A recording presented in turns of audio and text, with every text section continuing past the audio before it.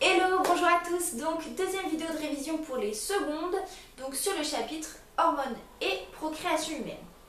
Je vous ai parlé dans la dernière vidéo de différentes hormones, progestérone, œstrogène, testostérone, etc. Nous allons donc voir ça un peu plus dans le détail aujourd'hui.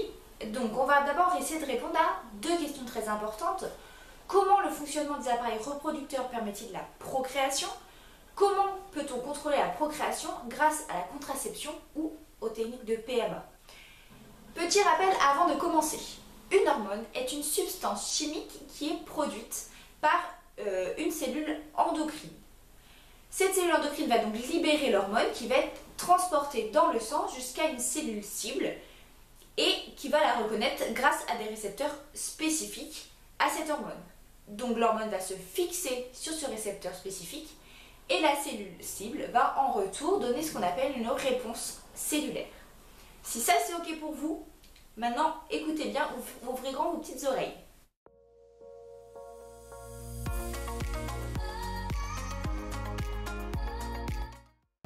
Dans le cadre de la procréation, on a différents organes qui entrent en jeu.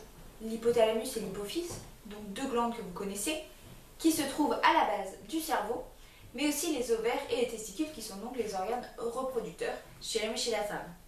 Donc ces organes produisent des hormones, mais possèdent aussi des récepteurs qui permettent à d'autres hormones de s'y fixer.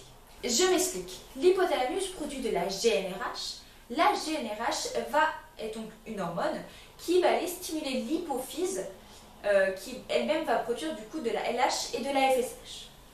La LH et la FSH va donc être transportées dans le sang jusqu'aux ovaires et jusqu'aux testicules. Ça va permettre donc chez l'homme la production de spermatozoïdes et la production de testostérone, et chez, au contraire, la femme, dans les ovaires, on va avoir un développement de la muqueuse utérine et une ovulation, et également la production d'œstrogène et de progestérone. La testostérone chez l'homme et l'œstrogène et la progestérone chez la femme vont aller en retour agir sur le complexe hypothalamo-hypophysaire pour réguler tout ça. D'accord ? Si jamais on a une augmentation soudaine de la testostérone, par exemple, l'hypothalamus et l'hypophyse vont réagir et produire moins de LH et moins de FSH pour diminuer ce taux de testostérone. Et inversement, c'est ce qu'on appelle un rétrocontrôle. Il y a donc une communication permanente entre cette glande dans le centre de notre cerveau qu'on appelle le complexe hypothalamo-hypophysaire et les organes reproducteurs. Il faut que cette communication soit permanente. S'il y a une partie de cette communication qui est coupée, il peut y avoir de gros problèmes, voire un arrêt complet de la possibilité de se reproduire. Le fait de bien connaître ces hormones et leur rôle permet de mettre au point des techniques de contraception hormonale, mais aussi, ou plutôt au contraire, des techniques dites de PMA pour procréation médicalement assistée pour aider les couples qui ont des difficultés à avoir des enfants. Premier point, la contraception.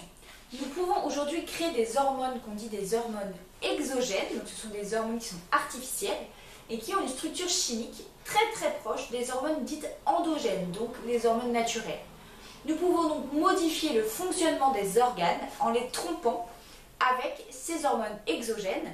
C'est la base de la contraception hormonale comme la pilule, de la contraception d'urgence comme la pilule du lendemain, ou de l'interruption volontaire de grossesse avec des médicaments. Cependant, même si vous êtes protégé d'une éventuelle grossesse grâce à ces moyens de contraception hormonaux, sachez, et on ne le répétera jamais assez, qu'il faut toujours sortir couvert. Donc le préservatif féminin ou masculin reste le seul moyen de contraception qui vous protège contre les maladies sexuellement transmissibles, comme par exemple le sida.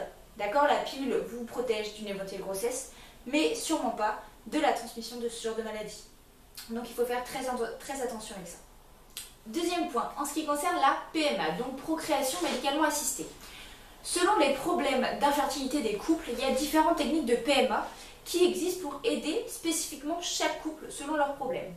On a par exemple la stimulation ovarienne, d'accord, qui consiste en une injection d'hormones chez la femme. S'il y a par exemple des problèmes d'ovulation, si cette femme n'ovule pas, on peut injecter une hormone, donc la LH par exemple, pour provoquer l'ovulation et donc permettre une éventuelle grossesse. On a aussi la FIVET. Donc la FIVET, c'est la fécondation in vitro avec transfert d'embryon. C'est au cas où le spermatozoïde a des difficultés à rejoindre l'ovule. Ça peut arriver, et s'ils n'ont pas trop la forme, traverser tout l'utérus, ça peut être fatigant pour aller rejoindre l'ovule. Donc la FIVET peut être une solution dans ce cas-là. Et donc, autre technique, le ICSI, je vais y arriver.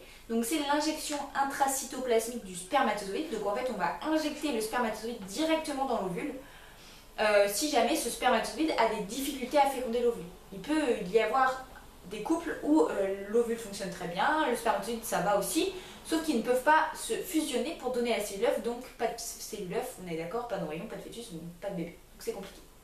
Donc ici, à l'inverse, la connaissance du contrôle hormonal des appareils reproducteurs et grâce au progrès de la biotechnologie, on peut faciliter la fécondation ou la gestation. Donc en fait, ces hormones sexuelles, ça vous paraît peut-être très compliqué, mais c'est très très important. Ça permet de mettre au point des techniques de contraception et des techniques pour aider les couples qui ont des difficultés à avoir des enfants. C'est quand même beau, non? Donc pour finir, pour vous aider, je vous ai fait une jolie fiche de révision, regardez ça, avec plein de couleurs. Donc hormones et procréation humaine, vous allez devoir apprendre tout ça, ça va être sympa. Hein. En vrai, il n'y a pas grand chose à savoir. Tant que vous avez bien compris le fonctionnement ici de la régulation hormonale et de la communication, ce sera super top.